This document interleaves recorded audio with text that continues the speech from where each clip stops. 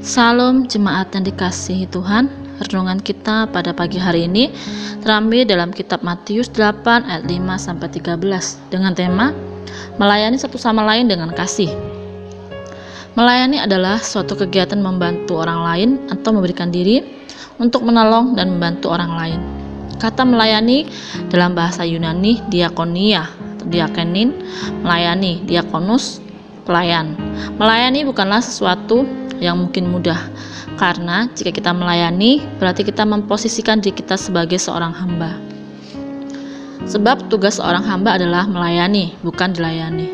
Namun perlu kita ketahui, sebelum kita melayani, Tuhan Yesus sudah terlebih dahulu melayani manusia dengan kasih. Meskipun pada ujungnya orang yang ia layani menghujat dan menyalibkan dia. Pada pasal 8 ayat 5 sampai 13, jika kita perhatikan di sini ada seorang perwira yang memiliki bawahan atau hamba yang sedang lumpuh. Tentunya bisa saja perwira tersebut menyuruh bawahan lainnya untuk datang ke Kapernaum dan menyampaikan pesan perwira itu. Akan tetapi berbeda dengan perwira ini. Ia rela datang ke Kapernaum hanya untuk berjumpa langsung kepada Yesus agar dapat menyembuhkan hambanya yang sedang lumpuh.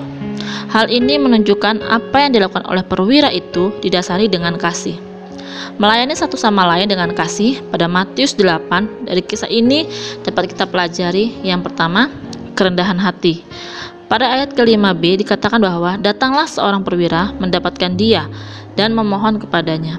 Kata memohon ini menunjukkan sikap kerendahan hati seorang perwira itu untuk Yesus dapat menyembuhkan hambanya tersebut. Dalam kita melayani satu sama lain dengan kasih, tentunya perlu memiliki sikap kerendahan hati. Kerendahan hati sama juga dengan arti penundukan diri. Tanpa adanya penundukan diri, di dalam melayani akan sulit terjalin kasih antara yang dilayani dengan yang melayani. Yang kedua, memiliki kepedulian.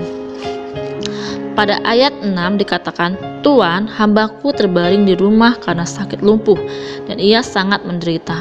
Kalimat yang disampaikan oleh perwira kepada Yesus itu membuktikan adanya kepedulian dengan keadaan yang terjadi pada seorang hamba tersebut. Mungkin dikarenakan perwira tersebut melihat secara langsung bahwa hambanya itu kesakitan dengan apa yang dialaminya. Saat perwira melihat hal tersebut, itulah yang membuat dirinya berempati kepada hambanya. Sehingga ia rela menyempatkan dirinya di tengah-tengah kesibukan untuk bertemu langsung kepada Yesus dan meminta tolong untuk menyembuhkan hambanya itu. Yang ketiga, akan ada mukjizat yang terjadi.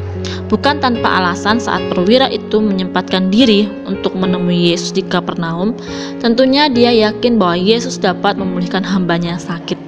Bukti keyakinan perwira terhadap bahwa dia dapat menyembuhkan hambanya yaitu ketika Yesus menjawab, "Aku akan datang menyembuhkannya." Dan perwira itu berkata, "Tuan, aku tidak layak menerima tuanku di rumah. Katakan saja sepatah kata, maka hambaku akan sembuh." Ada pada ayat 7. Apa yang dilakukan perwira itu merupakan bentuk dari kepercayaannya pada Yesus akan ada mukjizat yang terjadi pada hambanya itu. Dan ternyata benar. Pada saat perwira itu pulang dengan iman yang dimilikinya, maka terjadilah mukjizat kesembuhan pada hambanya. Ayat 13.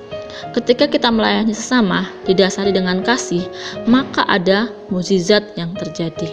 Oleh sebab itu, jemaat yang terkasih, marilah kita sama-sama memulai dari dalam diri kita untuk melayani sesama didasari dengan kasih, bukan karena ada sesuatu yang akan kita dapatkan nantinya dari yang kita layani. Selamat pagi, Tuhan Yesus memberkati.